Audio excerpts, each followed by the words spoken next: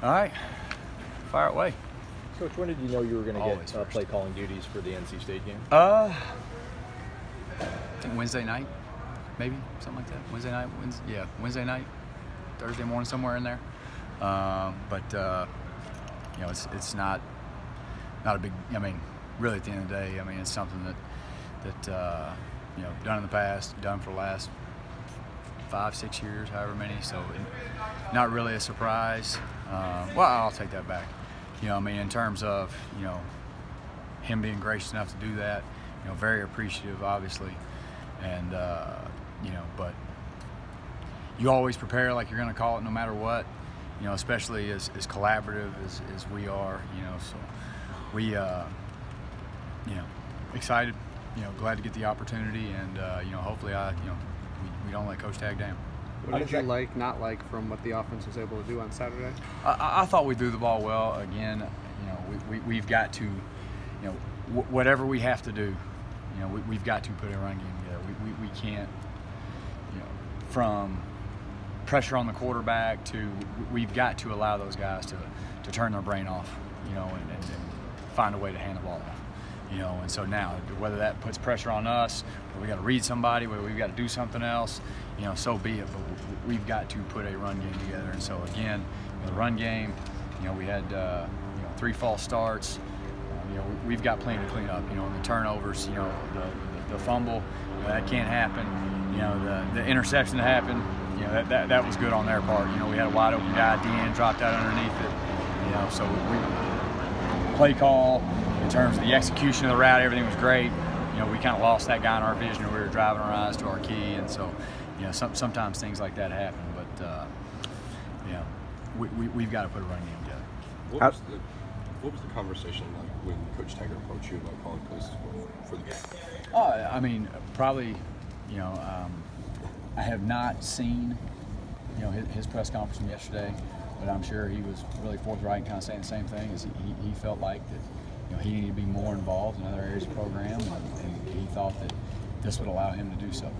And so, because I do understand, having been there and been in some situations where, you know, having to play 7 or 8 quarterbacks over the last couple of years, I've been there. You know, I know how much it takes, especially when you don't feel like you're at a, you know, an advantage at some point. You know, how hard you work and how you stress over every decision. So I think for him, just the ability to go, you know, in terms of manage the overall program, you know, and so you know, hopefully I can, you know, live up to what they've done and make sure that he can go do what he feels like he needs to do.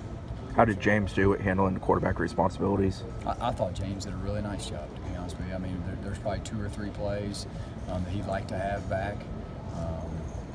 You know, but that's every game. You're going to have that. You know, I don't think anybody's ever had a quarterback grade out of 100. You know, but I thought he played, you know, really admirably. You know, given the situation, the environment. You know, I thought he pushed the ball around well, did a nice job. You know, for the most part with his decisions. You know, excited about how well he played. Do you like to? You've had the 10th worst starting defense position in the country. How tough is it to get something going when you're often backed up in your own end zone? Mathematically, you know, when you start talking percentages, we all know those percentages goes down about every 10 yards that you go back and your percentages to score, but nobody cares. You know, our job is, you know, to me, I've always looked at it, I hope they give it to us on the 5 or the 3. That's just 97 and 95 yards as opposed to, you know, 80 or 75. You know, so we got a job to do. We got to go move the football, we got to get first downs, we got to score touchdowns. And whether we start on our 5 or start on our 20, you know, really don't care. So we got a job to do no matter. Do you like to script your plays, or do you like to take it as it comes, or a little bit of both? A little bit of both. Yeah, absolutely. You know, you kind of, you know, especially situational football, override and kind of feel wheeling and dealing when you're, you know, able to stay above the chains. You know, but early in the game, you kind of have a plan, and part of that plan is to find out how they're going to play you. You know, and then making adjustments from there. I thought those guys at NC State, you know, I thought one of the biggest differences is you know, after, you know, they kind of had a rough 2 weeks, and it was interesting to see some of the changes that they made. Played a little bit more, you know, man.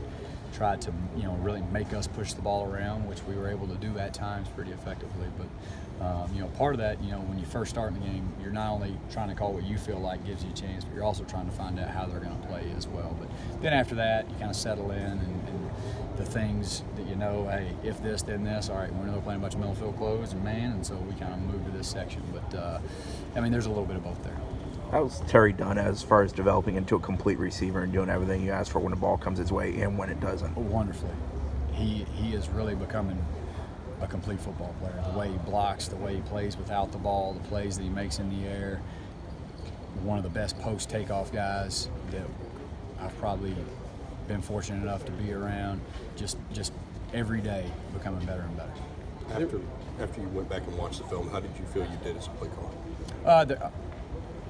You never feel good about it when you lose. You know, you can lose 62 to 60 and you don't feel good about it. You know, our job is to score one more than them. Our job is to be the best offense on the field. If they score 50, we got to score 51. If they score 3, we got to score 4. You know, we didn't get that done, so you don't feel really good about anything that you did. One more for Coach. What do you attribute slow starts to for the offense? It's been a multi-year thing, but it's continued this year. Yeah, you know, I got to stop saying, you know. Come on, guys. All right. You know, for us, I think 2 things have to happen for us. You know, again, and this is going to be something that you're going to hear, you know, not only from us, but probably from everybody associated with the program and in fandom is, you know, we've got to establish a run game. You know, and I think when we can do that and kind of take some pressure off our perimeter players and the quarterback, I think that'll help us early in games. And hopefully we can get that done this week.